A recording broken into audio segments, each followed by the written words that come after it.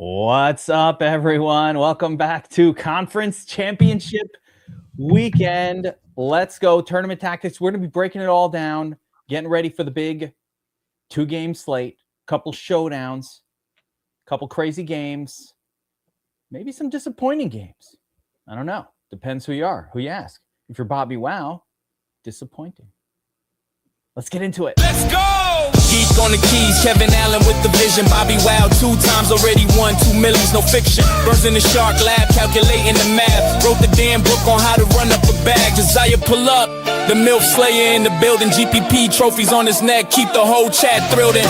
Third hat, who? Not us, we eating. Hit it. Oh! Tournament tactics, we stacking the bags again. Really make $100s, yeah, we cashing in. Helmets up, blue moon in the cup, boner alert. That over under going up. Core plays lock, domination station pop. Props based projections make the whole field drop. DFS Army, take it to the heart. Tournament tactics, let's put. All right, let's go. By the way, coming off of one of the best weekends of playoff football ever last weekend. I mean, the thrill of victory, the agony of defeat, the intensity, and that was just in BobbyWow's house.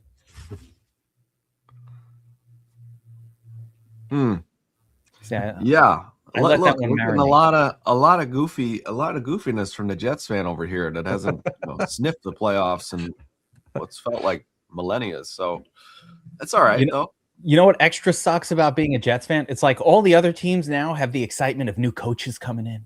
I know. Harbaugh with the Giants. What? Harbaugh's with the Giants, Mike McDaniel, at the Chargers, but now he's looking at other jobs for the Bills.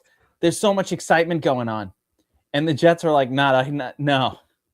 You know what the big news for the Jets was? Dante Moore, the number 2 quarterback in college football, was like, I noticed that Jets are picking second, so yeah, I'm gonna go back to school. Good times. Good times. You think they still screw up the second pick of the draft and not go with Arvell Reese or somebody like that? Of course they're gonna screw it up. Of course they will. Have you not seen the history of this team? Don't you remember we're all screaming for Dan Marino? They're like, Ken O'Brien. What? Yeah. Everybody screaming for Warren Sapp. They're like, Kyle Brady, tight end. What? Who? The white kid? Not Warren Sapp? I saw Mel Kiper's first mock draft, and he's mocking the Alabama quarterback to you guys at 16. Oh, yeah. Second. Yeah, that might be it. That might be where Simpson. It goes.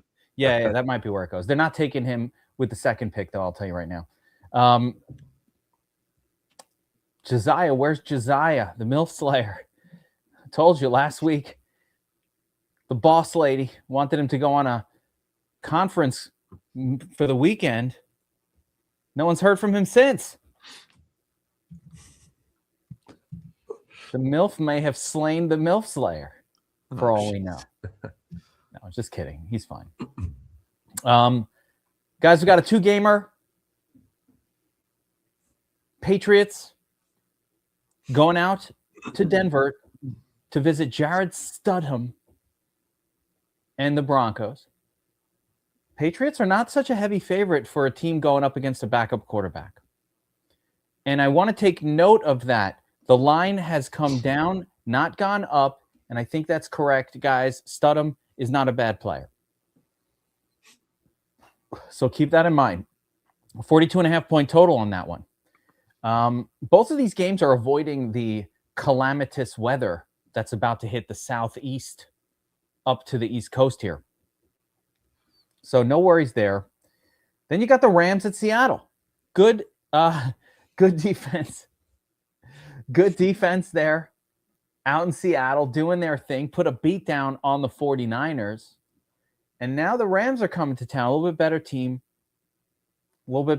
Close matchup here with Seattle, less than a 3-point home favorite. So that's the backdrop, guys. I had an interesting idea, but let's just get into where the ownerships are right now, because Burns, you had looked at some of these ownerships and said, what the fuck, right? So let's just get into it, right? The highest owned player by far at the quarterback position is going to be Drake May. and it's not close, right? He's double the ownership of everybody else. On the road, at the Broncos, middle salary. Yeah, I kind of get it. Makes sense. Anything stand out here as like weird to you, Burns? No, I just think his ownership compared to, like Matt Stafford, who's, I don't know. I mean, yeah, he's the highest guy on the slate, but is he the worst quarterback on the slate? I mean, his ownership is, it's down there compared to Drake May.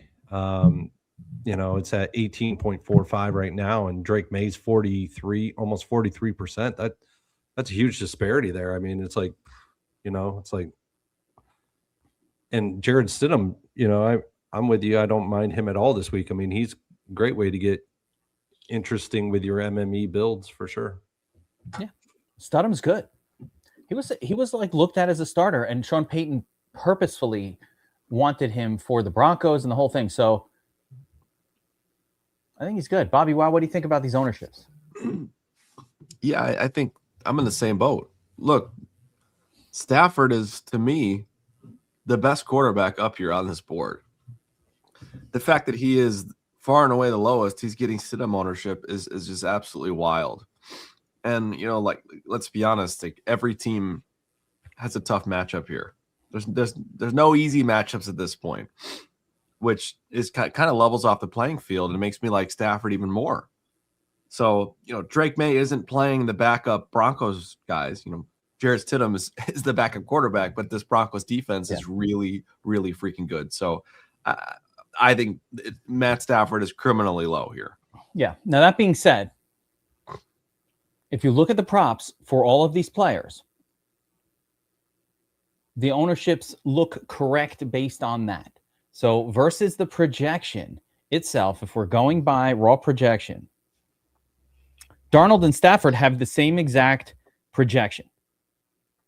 But you could save 800 by going down to Stafford. Stidham is, projected low, but 4,500, no big deal. Drake May's coming in with that 19 burg. Significantly higher raw projection than Stafford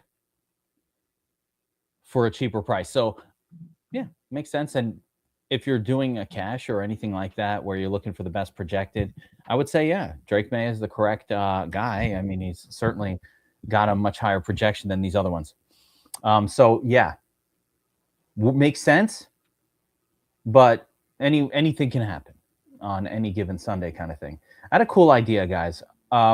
Before we actually dive into the full slate breakdown, I wanted to go back to the last 3 or 4 2-game slates that we had and just show what the nuts lineup was, right? Because this is tournament tactics, and I think we can take it a step further, being this is a 2-game slate. So, for example, let's see what we had a 2-gamer on Sunday, so I'm going to use backtest mode here on the domination station. I'm going to go to final fantasy points, and I'm just going to produce what the nuts lineup was for that. I want to take a look. Oh, didn't mean to do. Oh, I got to reset my settings. See, one great thing about the Dom station is it actually will keep your settings in there. It'll keep your settings in there for backtest purposes, but I don't want that here. So let me switch that up. Allow 3 versus defense, and we'll go final fantasy points, and let's see what the nuts lineup was. Okay, so let's see. Look, the nuts lineup for Sunday. I'm not shocked. Remember on Sunday slate, we had 2 super stud players, Puka and Jackson Smith and Jigba, I believe. Neither one of them had a good game. Neither one of them showed up in the winning lineup. And so look what the perfect lineup was, guys. Spent $45,000 salary. Yeah, it was all Kyron Williams. I mean, they basically shelved Corum in this game. That's and right. Kyron was stout on the ground, and that was what it was needed. And the weather had an impact on Puka, and it had an impact on Devontae, and it had an impact on Stafford as well. Yeah, it was just, a little surprising to see so many studs. Think about how Seattle or how Stafford and company win without any of Puka, Devontae, or a pass catcher, any pass catcher from that team, even showing up in the winning lineup. It was just Kyren. But more interestingly, so you had to fade both of the top owned,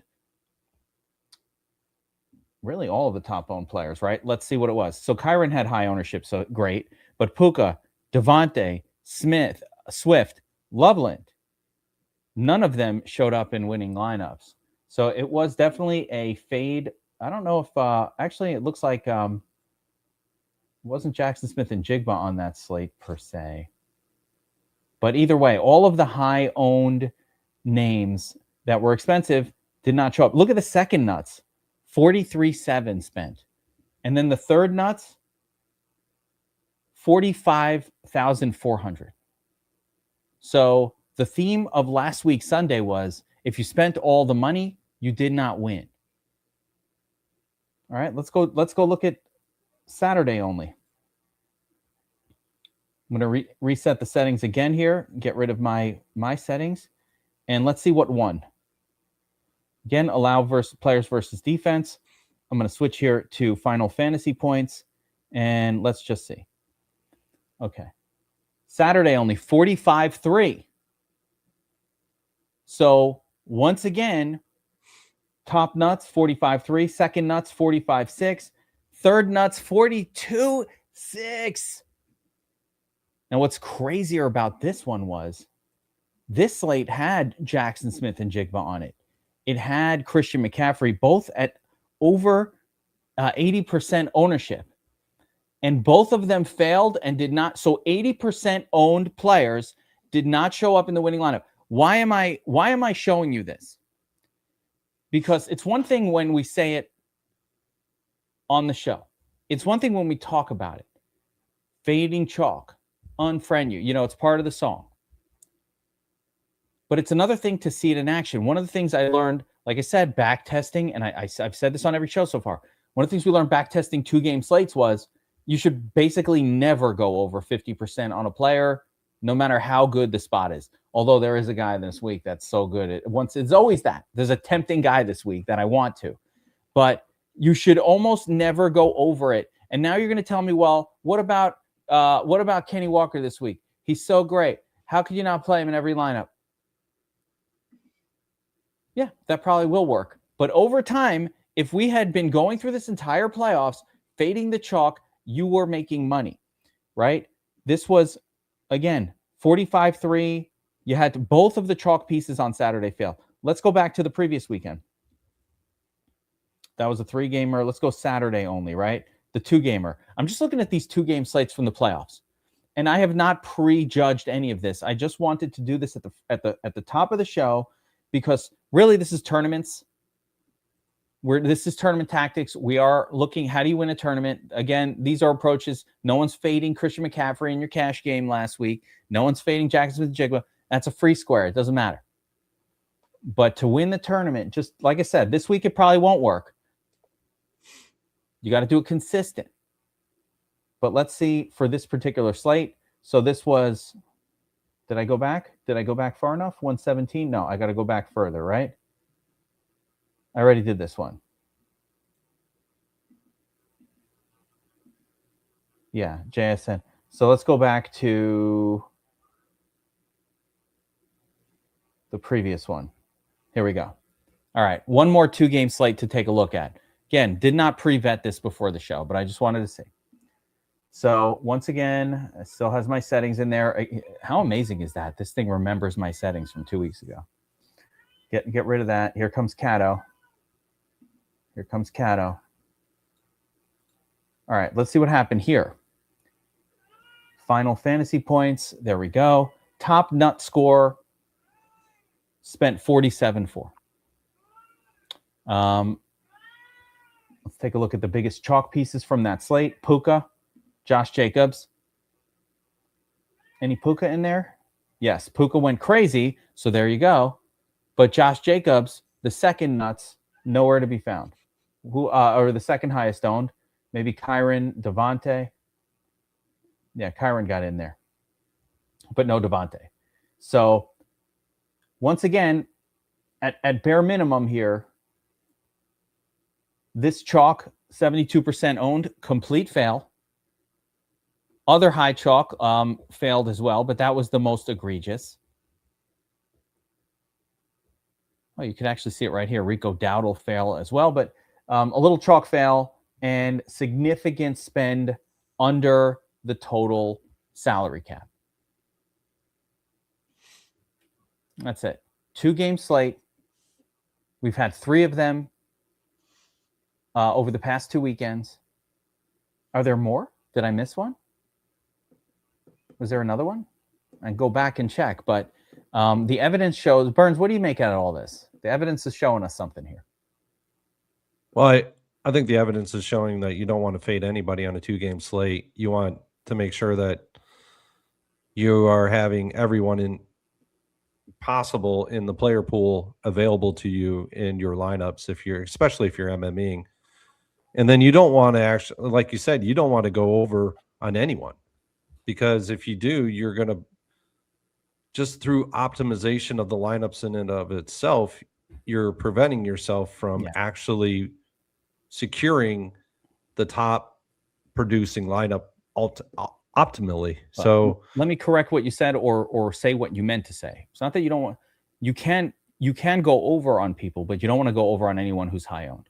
You want to be over the field on the turds. I mean, I feel like we've been pushing it. Yep. The Matthew Golden in this one, or Romeo Dubs, who was, or DJ Moore, who was 8% owned on that particular week. If you allow everyone in the player pool, this is like 2-game slate, right? Yeah. 2 games, single game, SD showdowns. If you don't allow the whole player pool to work for you in an optimizer, and say you set the threshold at 50%, yeah, you can go over on one guy, maybe 2 guys, but anything more than that, you're constricting the optimizer from producing the most optimal result possible. So, and a lot of the times with these 2-game slates, that's really what it is to win. It's not being on, Drake May just to be on Drake May and go over the field on him. It's, you better have some other guys like Jared Stidham this week or Matthew Stafford this week, because potentially one of those guys could score just as much points as, Drake May this week or Sam Darnold. So it behooves you to actually go over the field, like you were saying, on anybody that's really high owned. Look at, it would have been hard to get to little Jordan Humphrey. I don't even think you needed it, but that Marvin Mims breakout game from last weekend, it took 2 injuries for him to get there, but still it happens, and injuries happen. BobbyWow, injuries happen. I feel like, did Burden get hurt last week? What happened to him? All right. No, I mean, he got hurt at the very end of the game, very end of the game, but it hasn't been Burden in the playoffs. It's been DJ Moore. Yeah. So that's just kind of how it is. The playoffs are a different animal in and of itself. Sunday slate, the under-owned, really, it was just leaving salary. It wasn't that you had to take particularly low-owned players, although Cole Kmet at 2%, unowned. I had him in my one lineup. I ran one lineup out. But he was nowhere. Yeah, I did, but he was nowhere until the last play of the game. So one play. But a little lucky there. Yeah, DJ Moore. But the rest of this whole lineup was basically, fairly reasonably high owned plays. The only thing unique about this particular lineup was adding Cole Kmet in, but that wasn't even necessary. I don't even think the nuts was achieved, so it didn't matter that much. Like, you could have gotten there without Cole Kmet, but you definitely needed to leave some salary on the table. But there's some other there are some low owned ones, like Booty at 15%. That is a low owned play on a 2-game slate. Anything below 25% to me is a low owned play on a 2-gamer. Yeah, right. It's not like you're not getting too crazy. You're not going nuts and having sub 1% owned guys in there.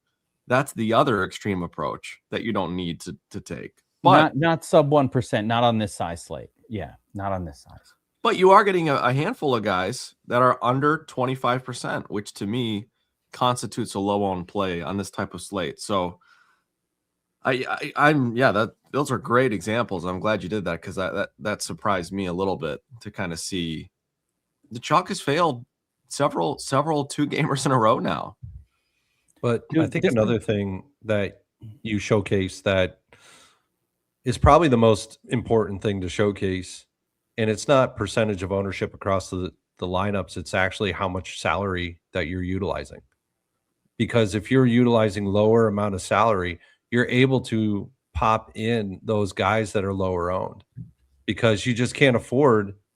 If you set your salary cap at $45,000, $46,000 or $47,000, whichever it is, the optimizer is only going to optimize up to that amount, and you're going to get in guys that are lower owned, like your Kayshon Booties, your DJ Moores, your Cole Kmets, because that's what the optimizer is going to push. So I think you can go with the salary, or you can go with the projected ownership cap, and pretty much just get to the same point.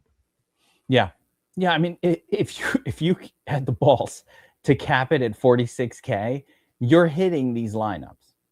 I got to do back testing. You know what? I haven't done formal back testing, and we will in the offseason for these 2-game slates, but I feel like, wow, let's try back testing it with like 46K on the cap or 47 and see if maybe that's higher EV. Definitely. Will it always win? No. And I think the psychology of DFS is, we all remember back to Puka a week before, where he was the chalk at 86% and he went crazy. And it was like, oh, what do you mean fade the chalk, Geek? You suck at this. And it's like, no, there's a reason he's an 86% owned. And yeah, he's probably going to go off. But when he doesn't, it causes you to win the whole thing. And when he does, you don't win shit anyway. That's right. Yeah. No, and don't take it too far with the cap at 45K. No, I don't take it too far. I don't think you need to do what he's saying here. I think if you set the cap at 45,000, I think you're going to ultimately achieve exactly what you're trying to do there without having to push somebody under 25%. Absolutely. So just maybe and also just be careful though, okay? Because you could set the cap at 45K and it could still jam in the chalk Puka, or in the chalk Devontae, and you would end up with you wouldn't necessarily end up with Cole Kmet, okay, as your bump. So just be careful. That's too overgeneralizing, I think, to say you could just set the cap here or you could just fade, By the way, there's an amount to go ahead. When you just use the optimizer, just to be clear, you don't have to set a cap at 45K. Yes. But when you cap the two studs, so when you're like, hey, last week, or I'll give the better example, I feel like was a couple weeks ago with Josh Jacobs, where you're like, Josh Jacobs is not a player that you ever want to go all in on, like, ever, right? He's a very volatile player on a volatile team, and you're seeing 78% ownership on him, and you're like, wait a second, I like Josh Jacobs, but he's no Christian McCaffrey. Like, he even hits value once every 5 games. Like, it is not a consistent scoring guy. So if you just capped him and then you capped Puka or whoever the other stud was that week at 50%, what happened, and I saw this in my runs, naturally you just start getting all these lineups that only spend 45K. And then the secondary thing we want to do is then start popping in, making sure I get 5% Marvin Mims Jr. Listen, I can't get far enough to think that little Jordan Humphrey was going to get in the game. I mean, that required 2 injuries ahead of him. Like, I'm not getting that far in it. If I have to do that, I'm not going to win. But at least I can get to like the WR4 on a team and squeeze a few, like the Kyle Williamses of the Patriots right now. We know who they are. Jake Bobo, Kyle Williams. We know who they are. Jordan Whittington for these 2 teams. We can get to that guy and force a little bit. Am I wrong on Jordan Whittington, BobbyWow? No, not necessarily. I'd be more of a Pop Douglas or Rashid Shaheed type of guy. But yeah, there we go. Shaheed was another one just like that. Yes, Zach, I would say feel comfortable setting a cap at 50. Although this week, so let's go now to this week. There's only one player showing over 50%. So I think you'll need to be more aggressive than that in order to get there. No, there's two. There's two. I like it. Yeah, there's only so let's go to this week. We got a couple. There's two. Yeah, there's two. Okay, there's two. And that's just a wide receiver. Oh, wait a minute. And where's Kenny Walker? 86. Yeah, so we have 3 players this week. 3. So part of the reason I wanted to start with that is because I needed the explanation in advance of, I don't want to come onto the show and say, afraid Puka, and then sound like an idiot. Right. So I needed at least to start with expanding people's minds to the idea that it is possible, even though going into the slate, we can't even imagine it. It is possible that Jackson Smith-Njigba has another mediocre game, and that Puka Nacua just going up against a good defense, not that great of a day. Yeah, Kenny absolutely. Walker, is it possible that Kenny Walker doesn't have a great day? Minimally. He can get hurt. Right. I mean, you should go into every slate that you do knowing that each and every one of these guys can fail. Yeah, Puka Nacua can fail. He has failed this season. He has also been an absolute dominant beast. Same with Jackson Smith. So you have to go into these slates knowing that these guys can fail at any point in time. It's the NFL. I mean, it's not no particular performance is guaranteed. You never know. Now, what's more fun for you guys when you're attacking a slate? What's more fun? I'll tell you what's more fun. It's also scarier. Is it more fun if I see this and I go, I love Puka so much, I'm going 100%, and then Puka has a great game? Or is it more fun saying, I know Puka is awesome, but I want to play my slate just because this is what I do for DFS. I don't play chalk, and so I'm just going to go under the field on Puka. And not nothing, but for these guys, I'm just going to cap it at 50% or 45%. Or some number lower, or make my single entry without that guy in it. And then, they're failing, and you're watching it going, oh my God, I'm winning all the money. And that's the difference. When you play him 100%, you're like, man, I'm so smart, I win 100%. You still didn't win shit because everybody else played him, so you're winning.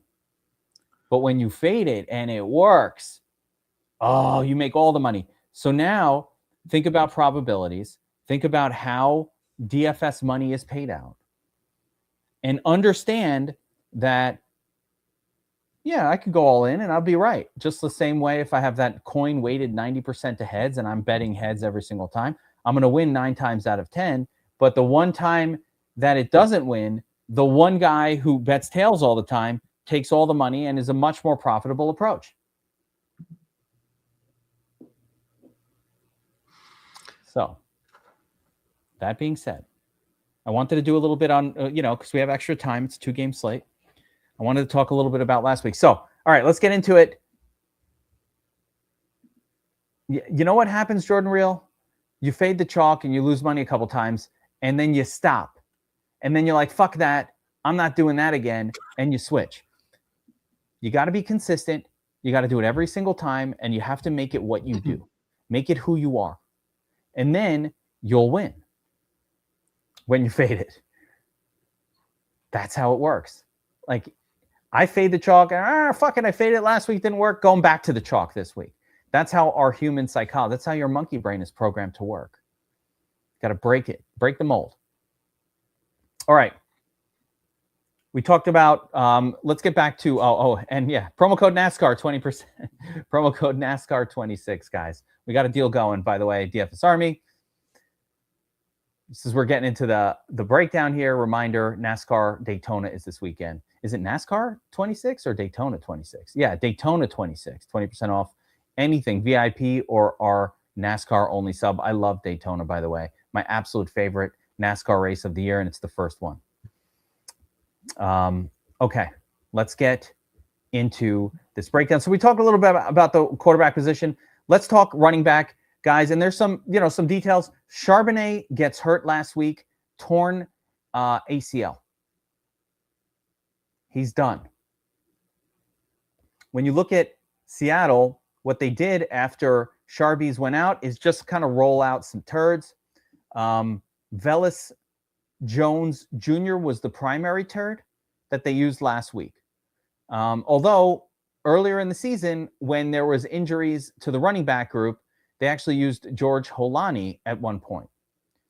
So he'll be the guy. He will be the guy. Holani? He was activated. He's healthy. Holani will be the backup. Yeah. Okay, there it is. That's good to know. So, but it was Velus Jones last week. He wasn't active for the game. Holani, I'm assuming. Correct. Yep. All right. So looks like George Holani potentially as the backup at unowned. So, okay, cool. Rams at running back last week. Burns, you mentioned it up front.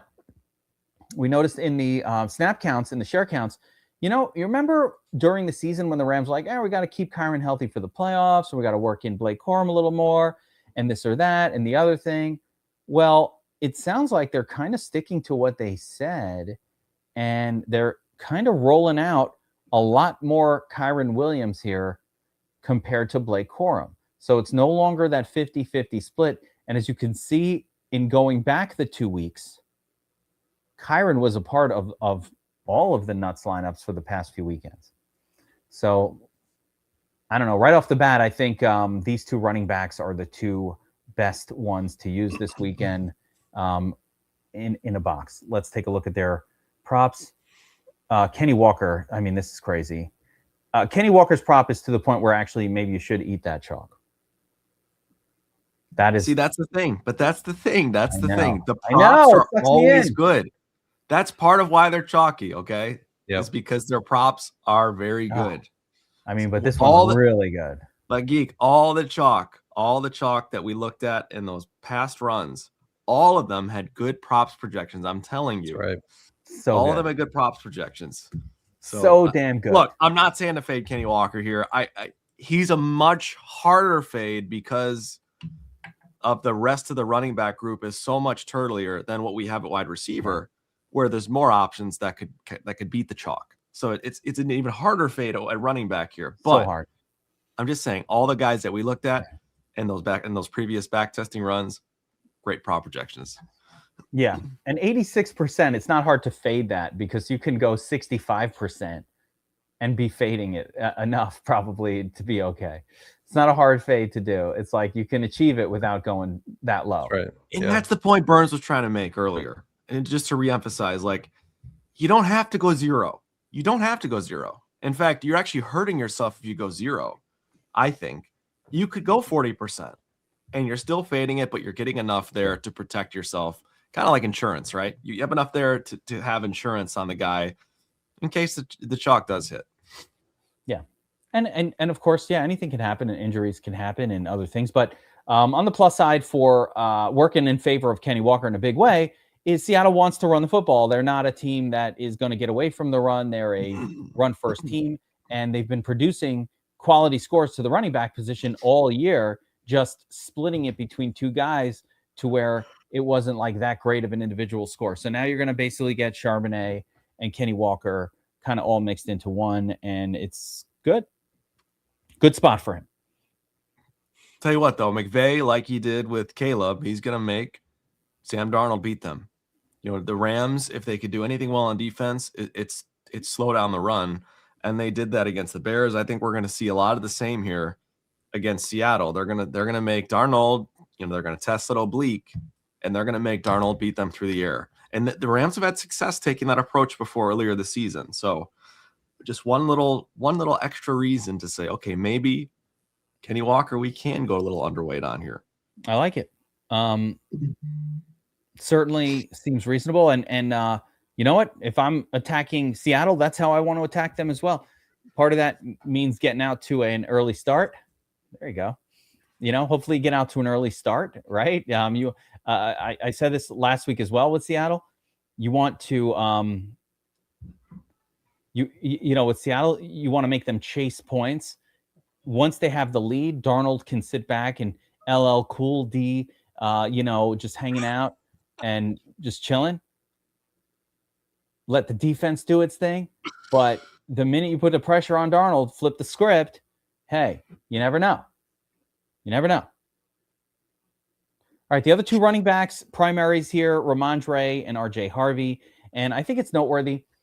First of all, RJ Harvey just never gets that many carries. I don't know. I still don't really grasp why.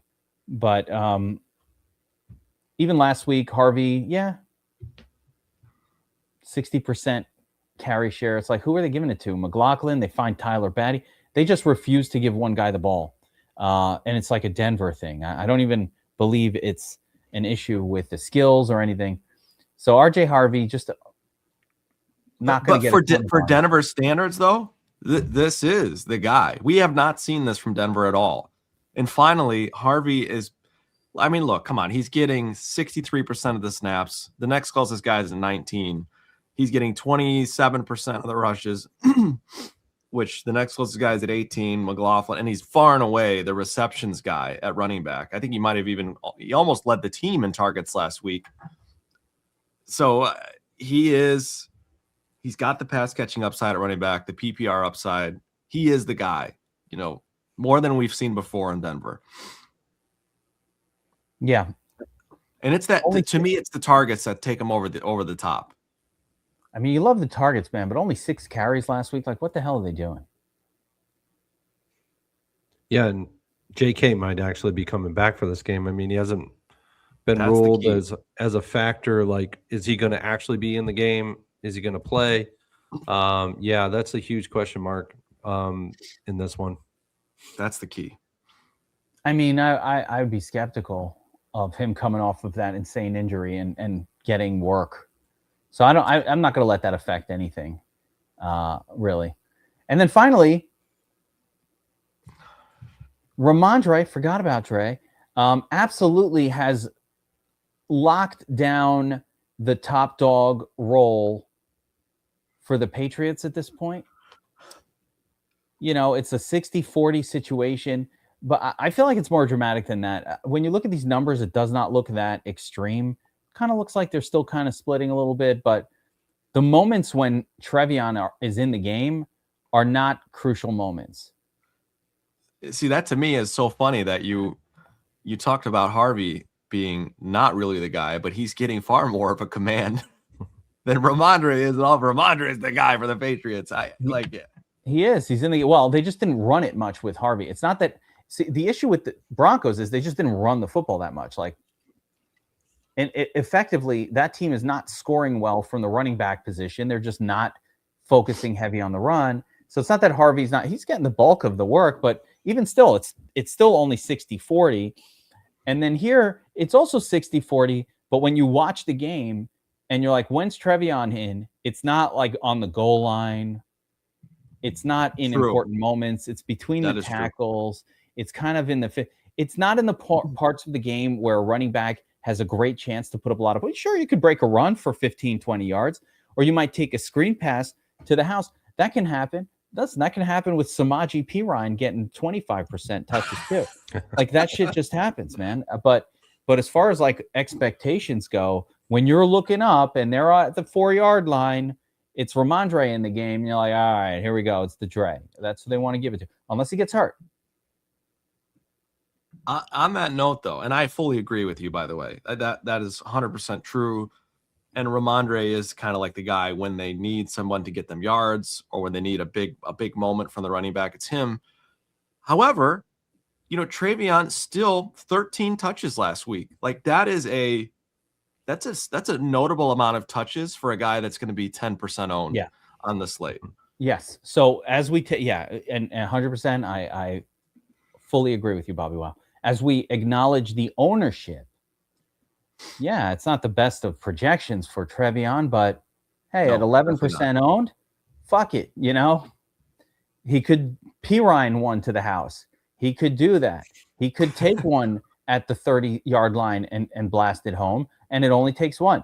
And obviously the props projection for both him and Blake Corum are terrible. but it's relative to their ownership. So those are the only other two. I think it's just a 4-man running back spot. I think you've got these two potential, mildly interesting backup running backs that aren't going to make me crazy excited, but who knows? I mean, 13 touches, is that more, to your point about Harvey? Is that more than Harvey? That was far more than Harvey way last more week. than Harvey. Yeah, way more. It was double, right? Yeah. Harvey only got I don't think we can count on Harvey only getting 6 touches again. I think that with the quarterback back Harvey up got there, what? He got 11 touches, including his receptions. Yeah, with the the receptions I'll take more. But they got the backup quarter. It's a different quarterback, so the dynamic shifts. And maybe if you're the Broncos, you're like, I don't want to give it to Studham, to throw 50 times. Let's come in with a bit of a runner, a bit of a heavier run game plan. Yeah. I do think they should give it to Studham 50 times to throw it. Man, I'm all for Studham, but I feel like we're maybe overemphasizing the stud in Studham here. No, you don't know. I don't. I'm not saying he's bad. I'm just saying we are touted. So he is being touted up here to a surprising degree. That's all. How about when Nick Foles did it? I mean, like, we've seen this before. Yes, and I'm not disagreeing. But I'm just saying we are really emphasizing the stud in Stidham here. So I thought Stidham was going to be a starting quarterback in the NFL after, with Josh McDaniels and a nice little couple games with the Patriots back in the day. Josh McDaniels also, like you, overemphasized the stud and Stidham. So maybe there's something there. There might be something there. All right, let's shift gears. Wide receiver position. And again, we have the two crazy high ownership guys with Jackson Smith and Jigba and Puka. Now, BobbyWow, before you said that, based on how the Rams played Chicago, that the expectation might be that they're going to come in and, maybe stack the box a little bit and make Darnold beat them with his arm in the passing game. That's where Jackson Smith and Jigba comes in. Jackson Smith and Jigba, if Seattle's throwing it all, he's usually going to be massively involved. 19.2 prop projection. This one's interesting. JSN's standard projection is higher than Puka's, but the prop is significantly lower than Puka's. Yeah, I'm sorry, really fast. Before we move on to wide receiver, we've seen this a couple times in check. We just mentioned Cam Akers quick. Cam Akers will need to be elevated, which he has not yet for the Seahawks. I don't believe he's been elevated yet. And with Holani being activated, Holani was officially activated today. I don't know. I think it's a 50-50 shot even that we see Akers elevated at all. So if he is elevated, he's worth a Turley discussion if you want to get nuts, because he's got some experience. Holani does not in the playoffs, but again, he's a turd that has not even been elevated yet. So tread with caution. Turd. That's all. Can't trust that he'll play at all. All right, back to this. You talked about JSN, his prop projection way lower than Puka. Look, the oblique is a thing. The oblique is a thing here. I think that's partly why we're seeing what we're seeing. I didn't see enough out of Darnold last week. They didn't force him enough, I feel like, to really show what's going on with the oblique. But to me, he looked like he was favoring a little bit on some of those deeper throws. It's possible. He didn't look that great. I mean, what could we judge from last week? It was such a beatdown that defensively for Seattle that they didn't really need to do anything. Speaking of Seattle defense is very, very good. I think it's time to admit it. I mean, there's only 1 or 2 games left for them. So if we're not going to admit it now, I don't know when we're going to admit it. They're really good. It. We talked about it, but that has been the thing that carried that team. And so what if their defense plays well? Or what if they can shut Puka down at 80% owned for $9K? 2-game slate. Anything can happen. So these are your 2 super high owned guys. They both project well. They're both awesome players. They're both probably going to smash, but probably does not mean definitely. So take from that what you can and consider where you want to strategically fade if you're doing one lineup, or if you're running 150 or you're running 500 lineups, whatever it is.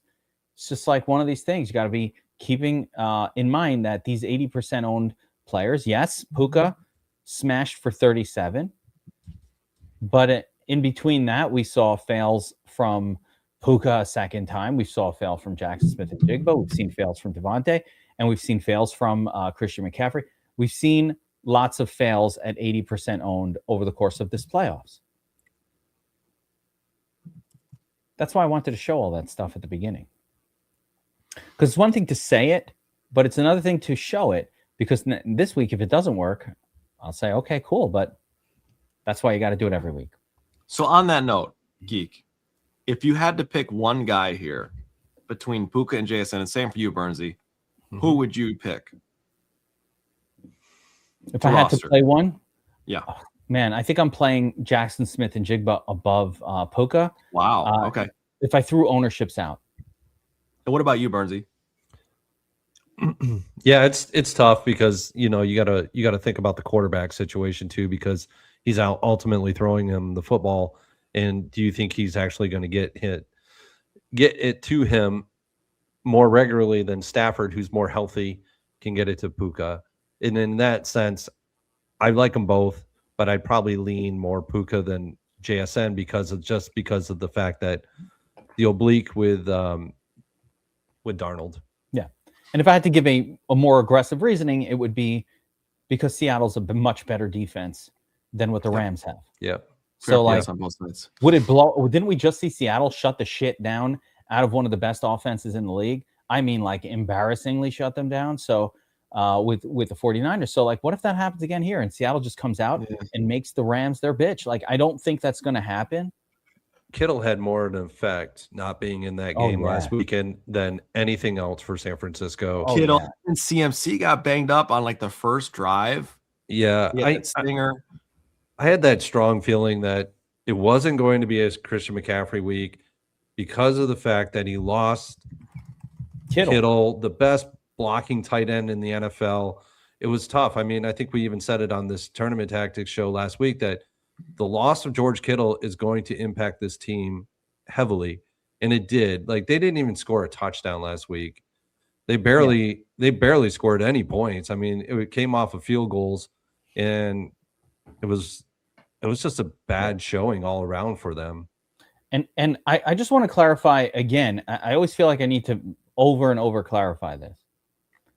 We all love those players. We think Puka's going to smash this weekend. Yeah. We think Jackson Smith and Jigba is going to smash. We all think that. No one here is thinking anything other than I fucking love Puka. All right. But you got to take that. Yes, I definitely think he's going to smash. But if I'm trying to win a DFS tournament, I would have a higher likelihood of winning. I would have more EV in my lineup for fading a 90% owned or an 85% owned player than I can ever possibly get from playing them. So we're just saying, like, make sure to account for that in your approach every single time, consistently, time and time and time again. It's not specific. I love these guys. They're great players. They're in great spots. It's wonderful. Puka's the man and all of that. And by the way, I'll add one more thing here. When you have a 2-game slate and you have super mega chalk, expensive mega chalk, 2 players from the same team, I'd say it's even more likely that one of those guys fails, especially on a team like Seattle, where the defense carries the team more than the offense does. So to me, I think there's a higher likelihood that one of JSN or Kenny Walker does not pay off here, just given that they're both relatively expensive and they're both, mega chalk. Not to mention that Puka, factors into the equation as well. Puka, Adams, and Kyron are all also mega chalk, and they're going up against a really good defense. And we got every defense in these 2 games are really freaking good. Yeah, they're all pretty good. They wouldn't be here if they weren't really freaking good. And so you have to kind of the best way to approach it is look at the 2 games, know that all 4 defenses are awesome, but look at what players could actually find the pockets to score higher points fantasy wise than, others. Is it going to be JSN? He finds that pocket. Is it going to be Puka? Is it going to be, Kenny Walker? Just take a stand on one of these guys and then leave the other 3 that are really high owned at your obvious overall percentage of ownership, your global max percentage. Yeah. So I would only do it for one guy. I wouldn't do it for like 4 guys, because you're hindering yourself from the ability to actually score a lot more lineups above where they need to be to cash high in these tournaments. Absolutely. All right, let's shift to the second portion of the wide receiver. This is where we're going to make our money, right? We know that Puka is good and Jack Smith and Jig was fine, and Davante Adams really has actually been quite disappointing, but continues to get a pretty good prop. So continues to get targets, and I think he has another week of healing. Let's not ignore Davante. I don't care what he did last week. Keep in mind too, though, with Davante, he got banged up toward the end of the game. He was on the sideline. Yeah, he was getting looked at. That looked like a concussion type hit, though, not like a lower body injury or anything else. That was more concussion. Maybe. I don't know, because he got kind of like bent backwards in a weird way, whereas his knee. It was just odd. Nothing more than just go to that point of he's definitely looks banged up. Yeah. So it's not to say he can't perform well. He's a stud. But watching that game, Stafford, if you watch that game over again, Stafford was only looking to one side of the field nearly the whole entire first half. He wasn't even looking at the side that Davante Adams was on for nearly the whole entire first half. And it was just, let me look at Puka. Let me look at Whittington. Yeah. And he was just looking for long hair. He was looking for long hair. It was just, I was like, why aren't they even throwing to Davante Adams at all? And he wasn't. So it was just a weird dynamic that Stafford was doing in that game, and it basically took Adams completely out of the game, because maybe he's doing the distraction thing. Maybe he's doing the decoy thing out there. Maybe he's still a little banged up. Normally NFL teams don't do this too much, where they, but I don't know. I guess it's a possibility, but I'm not going to lend too much credence to it. But yeah, I was like, what the fuck, Whittington? Like, I felt like the first 3 or 4 passes of the game last week were Whittington. I was like, what? We're doing that now? So things set up kind of interesting this week, guys. What's that? No, he's definitely not. No, Adams is not MVS. Jeez. Look at how the salary is set up, guys. So you have the 2 super studs, 8, 9K. Then you have a trio of mid-salary guys with Adams, Diggs, and Cortland Sutton. I'll just quickly say with Diggs and Cortland Sutton that I haven't seen where these 2 are all that much more likely than, the other wide receivers on their same teams from putting up a score each week. They're all kind of similar. These guys cost a little more. That's why, they got that mid-salary price, but they're not must-type plays at all for me. They could get there. If I'm going one, I'm going Sutton. I mean, to me, Sutton is the clear WR1 for the Broncos, and a guy that's been at least consistently involved.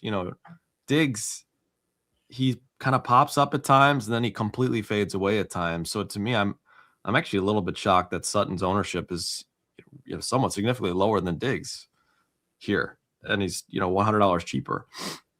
I think the expectation, the way that lineups line up this week, it's like Puka, JSN, and then you have to play the cheap guys. That's why these middling guys, if you're going to play Puka and JSN, you just have to go to the cheap guys next.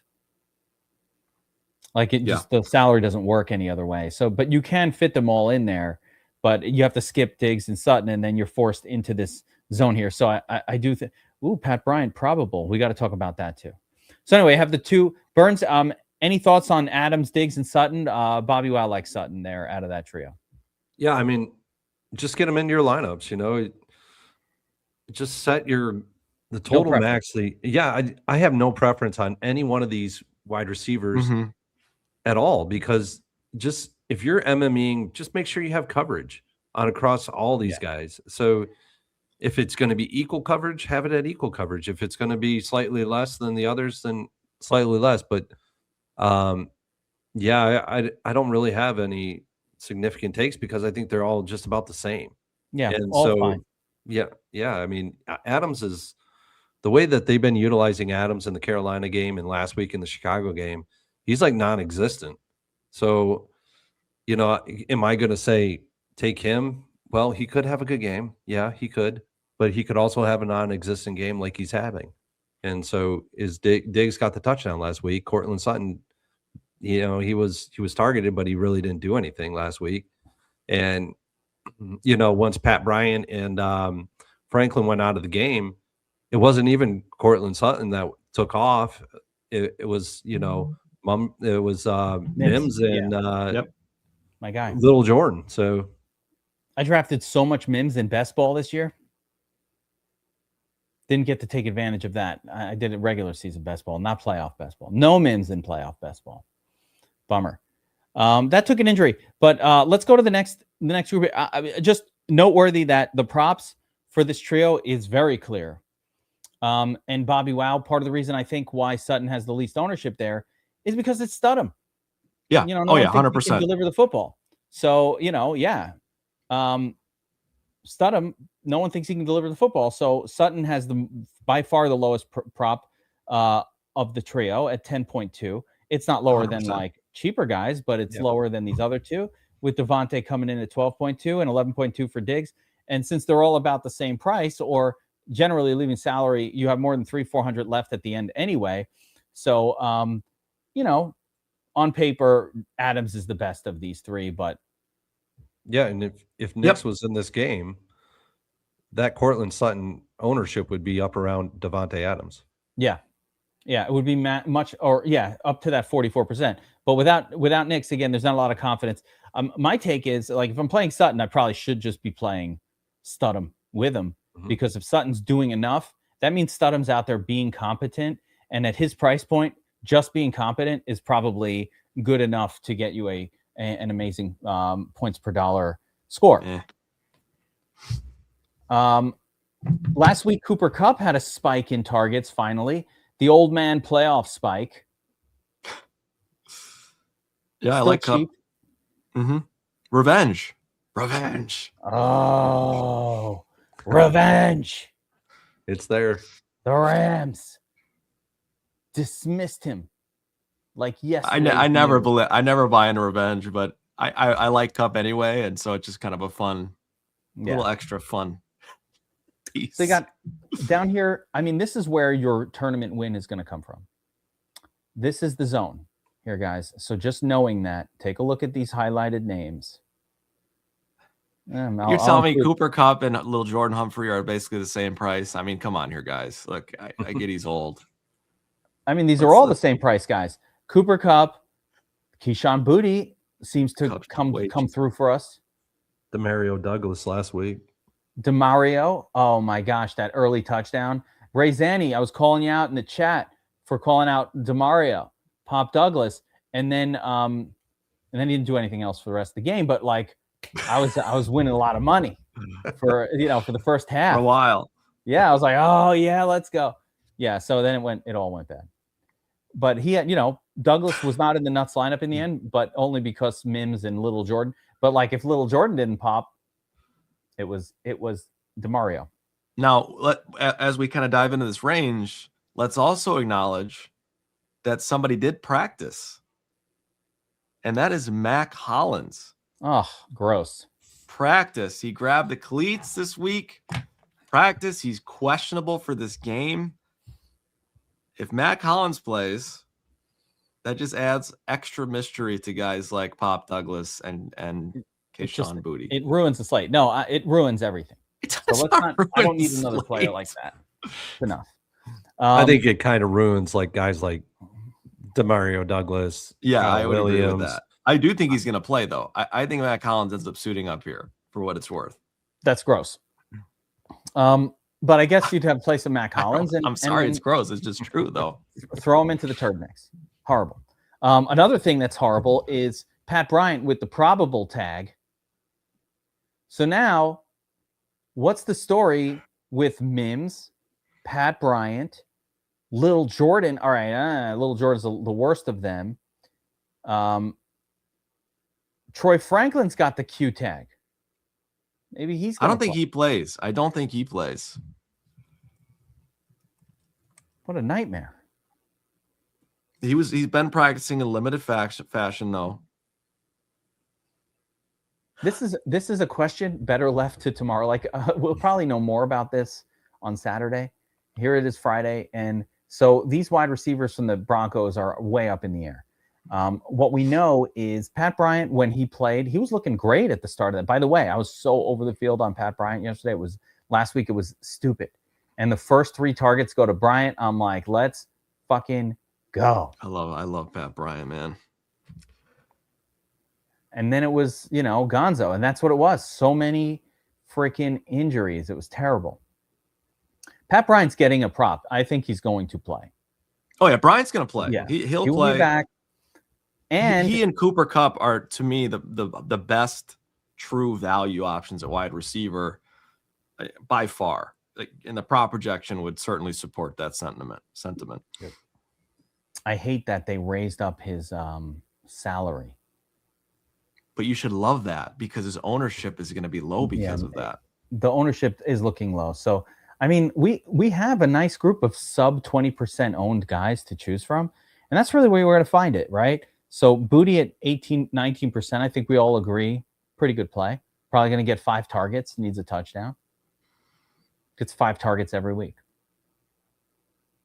That's part of why I like Cooper Kupp, is because Seattle doesn't have a rotation of 19 guys that they throw to at wide receiver, right? It's JSN and then it's Cooper Kupp. And then almost end of list, basically. And yeah, they don't really go to Rashid Shaheed. I mean, he gets most of his fantasy production through the special teams. Yeah, exactly. Although I want to say this, Burns, regarding Rashid, they played him a little different last week than they did all year. I don't know why.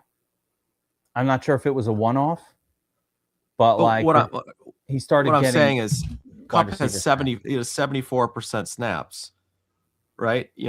Kupp is out there and a 30% target share last week. Like this isn't even close. And then scroll down. If you go to the Broncos, look at the Broncos and their mix. Both the Broncos and the Patriots, their mix is so ugly and hideous. It's like 10 guys with 30% snaps. Right. Yeah, it's especially on the season. Although Franklin, again, last Bryant, week, Mims, Humphrey, Elijah Moore, not last week though. Yeah, on the season, terrible, but last week, not so much. As I'm saying, Franklin and Pat Bryant were set. They did not go with the big group last week. They just said we're on our 3 guys, and it was supposed to be Sutton, Franklin, and Bryant. Franklin goes out, Mims comes in. Bryant goes out, Mims comes in, gets all the snaps. If they were healthy, it would have been a 5 guys, and 4 of them would have been 40% snaps though. That's what I'm saying. And go to New England, it's even grosser. Yeah, they always pull this shit. 26%. Douglas, Williams, Chisholm was catching passes. Oh, Chisholm. Or getting targets. Oh my gosh. But credit to Kyle Williams. We talked up Kyle Williams a little bit as well. He had 3 bombs that he didn't catch, but if he caught it, look out. Exactly. If he caught one of them, go back to it. And Hunter Henry, I mean, he was basically invisible out there last weekend. So he was. By the way, Hunter Henry, like a 40% owned Hunter Henry too. Like, Hunter Henry might be the highest projected ownership this week. Let's take a look. We'll get to it here in a second, but just final note. You just can't ignore any of these guys. Even Eftim Chisholm will be on the field. Treat it like a showdown. Force a little Whittington. Force a little of these turds in your lineups. I would be looking at these numbers, 11, 8, whatever these numbers are on the low-owned guys, and make sure that I have more of them. And the way you get more of them, Mac Hollins needs to be part of that group. Okay. Oh, that's horrifying. According to Drake May, Mac Hollins in practice was all gas and no brakes. Okay. Mac Hollins, a guy that was getting targets during the regular season. He was getting a lot of targets. This guy's going to be unowned. It's gross and 9 it's disgusting. Targets, 8 targets, 10 targets. That could be he's probably not going to score you 1 point, but just don't forget about Matt Collins. That's all I'm saying. Yeah, that could be the steal of the slate. Yeah. Crazy. All right. I love it. A BobbyWow call. And then, like you said, I don't know if we need the Michael Bandys and the Darek Youngs of the world, but or Elijah Moore for that matter. But no. Any one of these names down here, add Matt Collins to the mix. And once Matt Collins is in the mix, you got to lower the other Patriots guys just a smidge. But you know what? You'll have enough Drake May at QB lineups that you can cover a lot of iterations. Mm-hmm. Curious to see what the tight ends look like here. And yeah, of course, I mean, kind of not surprising here. You know, I will tell you one interesting note from the past weekend as well. But yeah, see Hunter Henry, 35%, Barner a little bit less at 30%, Colby Parkinson a little bit less, and then the rest of them. You know what's interesting about last week? Tyler Higbee was not. Look at this Tyler Higbee usage number. I don't know why. Yeah, it was Parkinson. It was Parkinson, and then they brought in Turd Ferguson. Here, Higbee only a 10% snap count last week. That's very low. I thought he was kind of the TE2. He had been. Colby. How about this Turd Ferguson? 30% snap count, 12% target share. Where'd that come from? Very weird game for the Rams, though. I don't. It's hard to say if that's like something to expect moving forward, or if that was just kind of how that weird game played out, because it was a very bizarre game. It was. Whittington playing 60% of the snaps. I mean, we haven't seen that all season. And that's with Puka and Devontae playing more snaps than they had typically played too. It was just a very bizarre, unexpected showing here for the Rams offense. Yeah, Kanata, Mumfield, yeah. So all we could do is kind of expect more of the same. But what was up with Whittington all of a sudden? Like, yeah, he was injured, and we don't have the matchups for when they played the last time, do we? Not a matchups tool like this, if that's what you mean. See, that would give you more indication of how they would potentially run. And Higbee was hurt, I think, too, last time these two teams matched up. Especially because these two play each other twice a year. Yeah, I mean, we can glean some outside of the playoffs. We can glean some from those games, but like maybe they thought the Bears would get confused because Whittington's got long hair like Puka. Puka put up a 50 the last time the Rams played Seattle, and then the time before that it was just a 15. Which one do you want to go? That was the game at Seattle. I'm sorry. Yeah, that was the home game for the Rams. That was at. Okay, very interesting. Which one do you want to go by? I mean, there were two of them.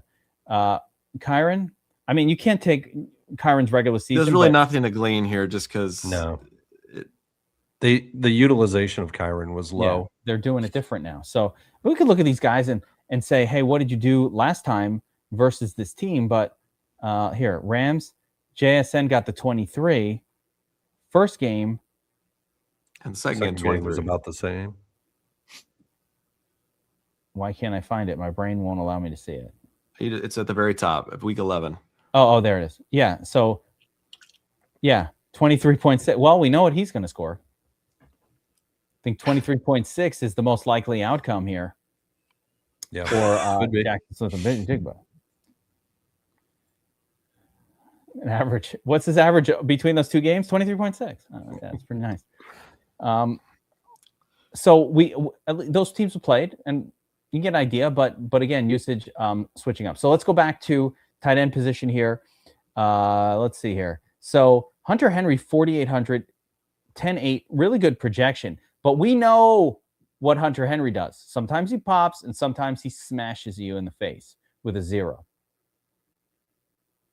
You cannot go more than 30-ish% for him. Like, that is not where you want to leverage. AJ Barner, literally the same deal. So many zeros in between the occasional 20-point game. Don't even think he broke a single point last week. Yeah, he's been, well, that was, again, unique situation. They didn't need to throw, got you a nice 0 there. But in general, look at the other games. Like, it's not been exactly a festival of fantasy production for a guy that's going to be 30% owned. Like, here's a good game. Great. Thank you. And then, I don't know, got a 17 once, got a 13 once. Definitely doesn't feel like a 2 tight end slate, Soups. Definitely doesn't. It's a 4 wide receiver slate for me. Yeah, in almost all my lineups. I think you can go heavy running back too here. So I'm gonna. Yeah, but Barner actually produced in the last 2 games between these 2 teams. There it is. I mean, he's done 15 and 17 in the last 2 games. So let's see here. Rams 15 pointer, 6 targets. Rams 17 points, 11 targets. Wow. So maybe that is a little edge there. Yeah, maybe that is where they go. I think it's an eternity ago, though. Yeah. Yeah, he's got it. Doesn't even feel like a 1 tight end slate. I would agree with that. That's the thing. That's what makes it tough about Henry is one of these guys has to outscore him. I mean, basically, which is certainly possible, but this is an ugly tight end slate. Colby Parkinson did not do much in the 2 games versus Seattle, 4.1 and 9.4. Although here he was not even like considered the starting tight end. There was other people. So, again, we'll take it with a grain of salt, but I don't think any of these tight ends are in such a good spot. Evan Ingram, I mean, I can't remember the last time this guy had a useful fantasy score. It looks like back in week 13. Yeah, Washington's awful too against tight ends. The absolute 32nd ranked team versus tight end. But does he get more looks with Studham at quarterback? That's the other question. Don't know. Maybe. Different quarterback, different dynamic, different world. Don't know. So tight end looks terrible. I think that even Turd Ferguson is an acceptably live turd. And this might be where you just have to get stupid. Higbee, Ferguson. Who would be the get stupid guys? Arroyo? Yeah, he's back. Could be Troutman too. I don't know. It's not Troutman. Ingram or Higbee, I feel like they're my get stupids. Yeah. Yeah. Ingram is a slate breaker. I think tight end, I only want 1, and it's a hesitant one. So I'd be under the field on pretty much all the chalkier guys. And I'm going to be pretty intent on not allowing tight ends in my flex here. I agree with that. Like you could even punt. You could punt with Hooper. And I wouldn't even. Hooper, it's not about saving the money even so much. It's just like, yeah, Hooper can get a touchdown, Cole Kmet style from last week. Just like that's exactly the kind of play that could go to Hooper. It could happen. I don't even want to get, defense. I don't know. It's interesting that Broncos are the highest owned defense. Are you people crazy? It should be the Patriots. Oh, I see why. Because the salary. So obviously the Patriots. Burns, I'll tell me about the defense, Burns. Why am I talking? I'm talking too much. You talk. No, you're fine. No, every single one of these defenses, they're extremely good defense, and the only reason why the Broncos are so high owned is because everybody's trying to fit in all the studs and into their lineups, and 2,500 is the only way to actually get there. Right. So that's the reason why they're upwards of 40%. I think they should be more towards like the 25%. If I was to do this, I would have 25% all my defenses and just let it rip, because 6 points, 7 points could actually win you the slate of defense. But you could also get double digits too from one of these defenses, and not having that defense, you're probably going to lose. So if you go 40% on one defense, and that defense only gets you a 3 or a 4, maybe a 5, but then you have, say the Rams are the highest scoring defense at 10 points, right? And they're just $300 more than Broncos, but they're significantly lower owned than the Broncos. You're gonna do so much better in overall in that tournament versus if you had so much more of the Broncos. So defenses are the variability in the defense of production is so high that it doesn't behoove you to meet the ownership field on that. I mean, I could just make arguments for literally every one of these defenses, all of them. All of them have an argument. Broncos, well, they're the Broncos. They're the cheapest, and they're at home, and they've been a good defense this year, right? It's not that the Patriots are giving up a lot of points to opposing defenses, but who cares? Home team, good defense, cheapest, fine. You know, Patriots going up against Studham. What if Studham's terrible? Can you imagine a more pressure spot having not started all year than the fucking conference championships? Like, doesn't get more pressure, although Studham can handle it. He's got that personality. But like for a normal human, that'd be a problem. Then you got the Rams. They're going up against Darnold. What if Darnold has the ghosts game? Could happen. If the Seahawks fall behind in this game, all bets are off. Except not at the sports book. They'll take your money. Plus the oblique. We really don't know. That oblique wasn't tested last week. Nope. And those don't heal up. You know, those aren't rapid healers by any means. Correct. And then how could we forget about Seattle? The lowest owned defense on the slate is the one that has broken the slate the most times this year. Okay? Seattle defense, 21. What are the double? These are tournament winner. I mean, like, these guys have won you tournaments multiple times this year already.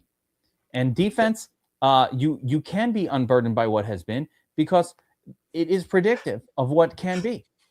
Yeah, and it's rare. Go ahead, Bernsey. Sorry.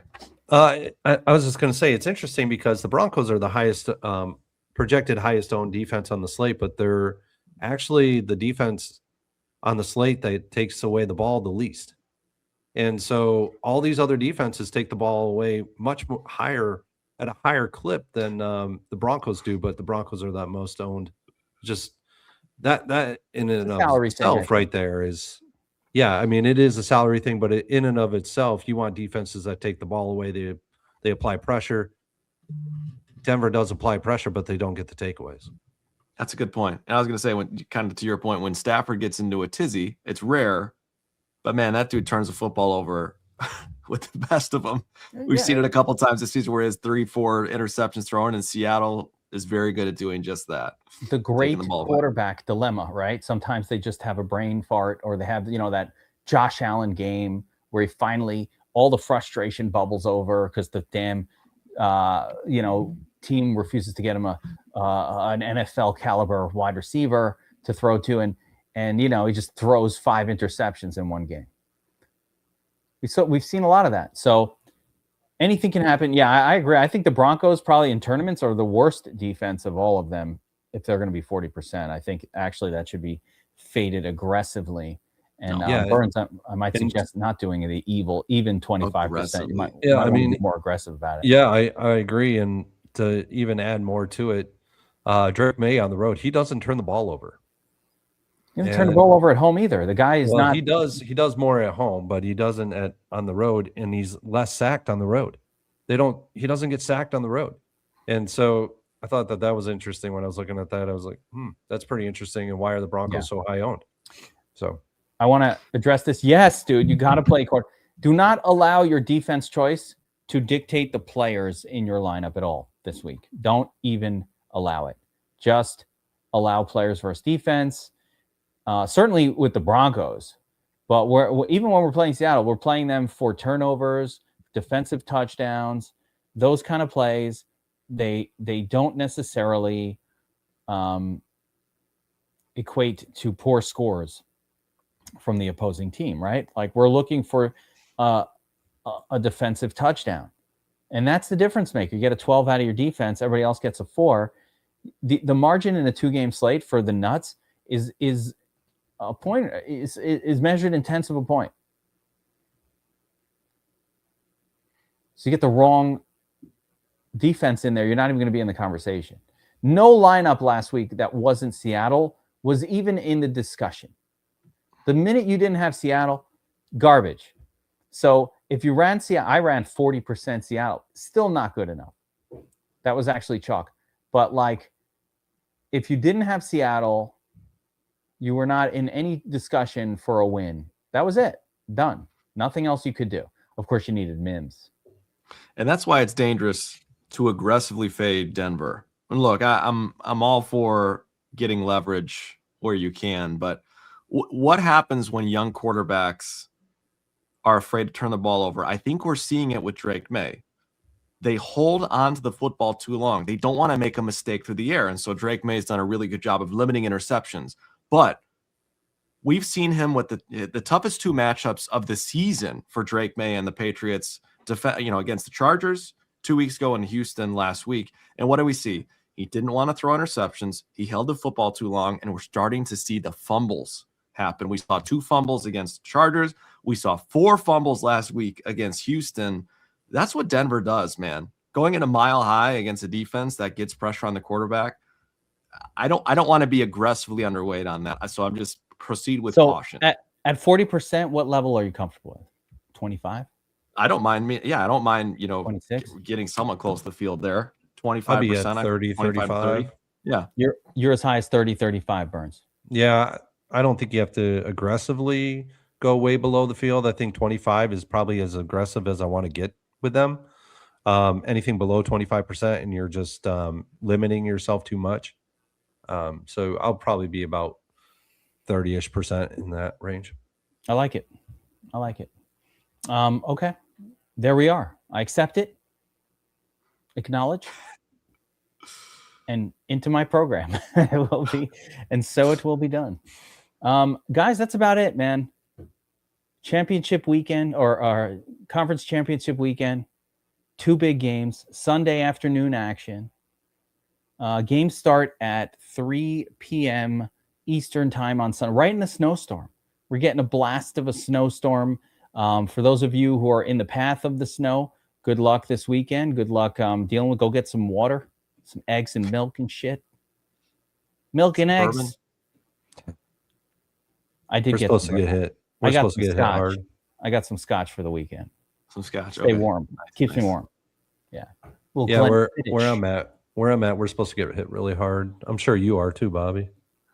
Man, it sucks. We're not. We're missing everything. It's all to our south. What a really? Talk about that, man. This could be a monster power outage potentially.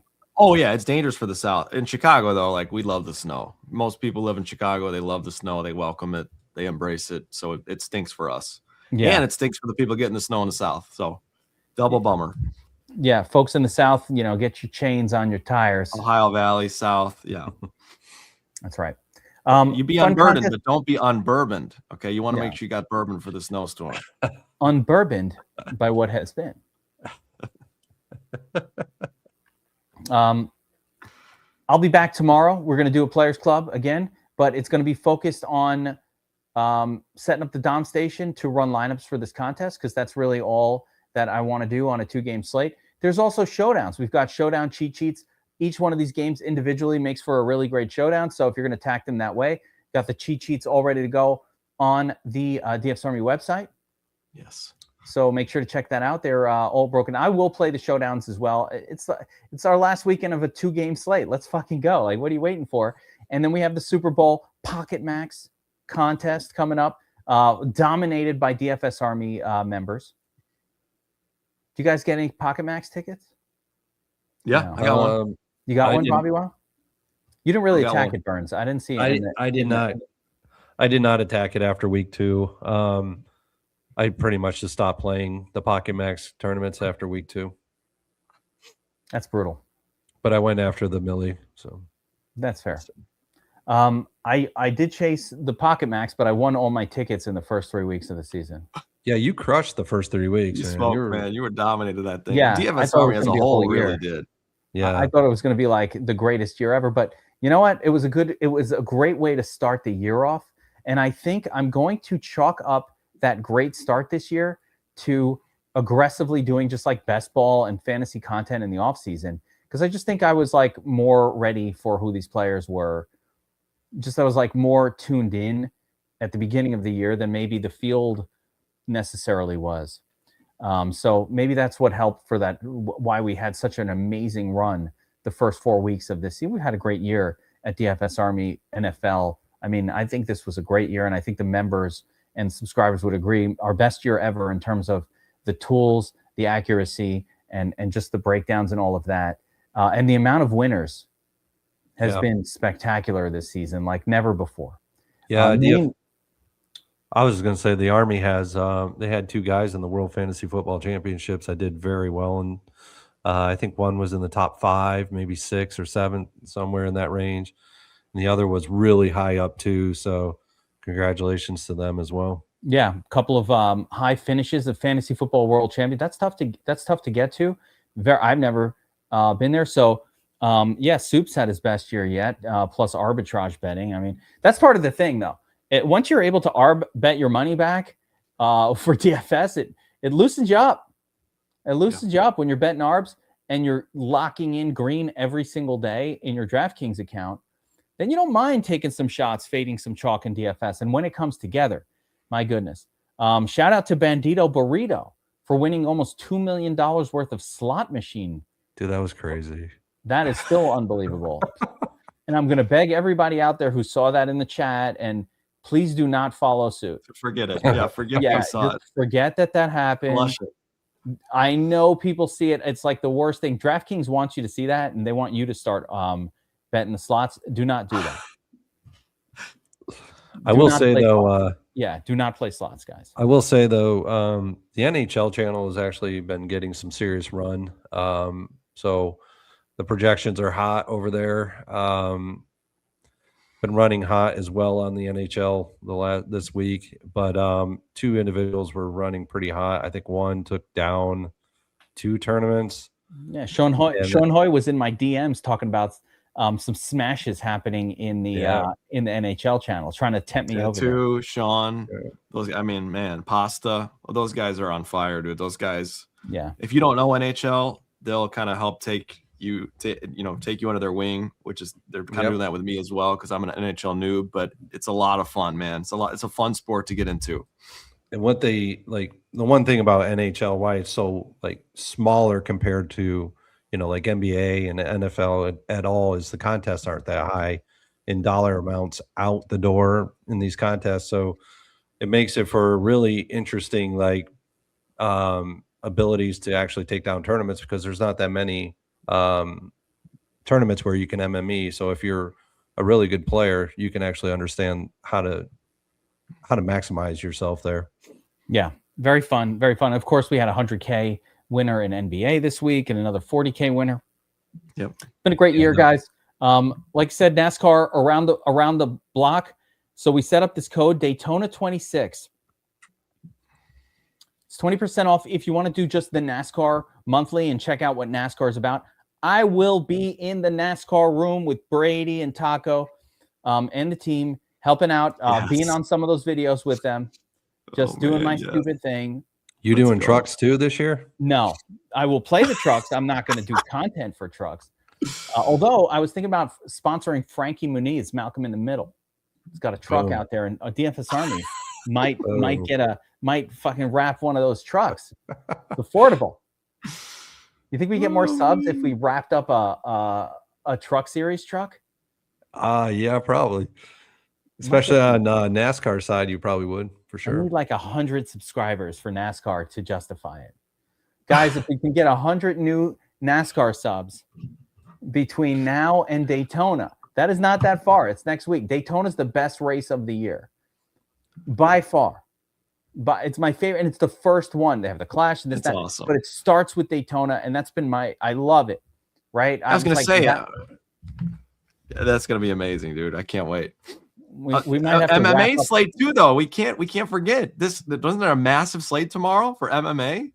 Oh, there's a great MMA slate. It's a great ticket, man. I'm excited to watch it. Paddy the Baddie in there. Yes. They just had one of the fights get knocked off. The dude fainted on the scales. Like, they're not playing games. Non-stop DFS. Sign up for VIP. Daytona 26. It's 20% off. You will lock in a great price. Be part of the DFS Army family for the whole year. So make sure to check that out. We appreciate everybody hanging out with us. Yes, I will be back tomorrow. We were going to do the Players Club is just going to be a Dom Station VIP setup for the most part. That's how I play that slate. Maybe we'll look at the showdowns as well. We'll just kind of attack the slate together a little bit tomorrow for the Players Club. Pushing Players Club into the playoffs. It's not normally what we've done in the past. Doing it this year, keeping it special. And then, Super Bowl coming up again, the big pocket maxes, Daytona, NBA, MLB around the corner. So it's a nonstop DFS party. I need a break, but there is no break. Just keep going. I'm doing a trip to Florida, though, at some point in February to get some sun. There you go. I haven't left my office in 6 months. I've been sitting in this chair, I feel like, for 6 months, just nonstop. Are you coming out yet? Yeah. Going out for scotch tonight, boys. Let's go. I'm going to throw axe as well tonight. I have an event. Yeah. Nice. Tossing axe and some sort of golf simulator are involved. There you go. Have you ever thrown axe, Burns?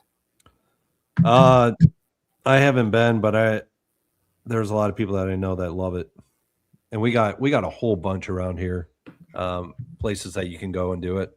I feel like it's the hipster thing to do. I'm going to be hipster high-fiving or axe throw, high five. Doesn't it seem like the most hipster thing in the world, axe throwing? I might not be able to do it just because of that. I might be like, you know what, guys? I'm not doing it. I'm feeling a tinge in my wrist. But you know what? Yeah. Golf simulator is fun. That way, like for me, when I top the ball, I only have to go one bay over instead of, having to be embarrassed on the course. If I'm tossing axe, BobbyWow, is it a necessity that I order an IPA rather than like my usual beverage? Not only is it a necessity, you won't have any other options on the menu. Yeah. It's only IPAs. And it's nothing you ever heard of. It's like, the Bulwark, Rocky and Bullwinkle IPA. Oh. Yeah, it'll be bad ones, yeah. Also, you better show up in a black and red checkered fleece. Otherwise, exactly. You're gonna be somebody throwing axes at you. I gotta like I probably shouldn't have shaved my beard. Flannel, there you go. Going. Yeah. Flannel with jeans with boots that go up high too. Flannel? Boots with the fur. Yeah. Cigarettes. Flannel shirt. That's why I'm going to the hipster bar. Menthols. Yeah. I'm going to the hipster bar tonight. No, menthols are for the hip hop club. Different. It's a different night. When I go out to the club, bring the menthols, the Newports. All right. That'll do it, guys. Good luck this weekend. I'll see everybody tomorrow for the Players Club. Bring your Newports. 12 o'clock Eastern time. Appreciate everybody. Good luck this weekend, guys.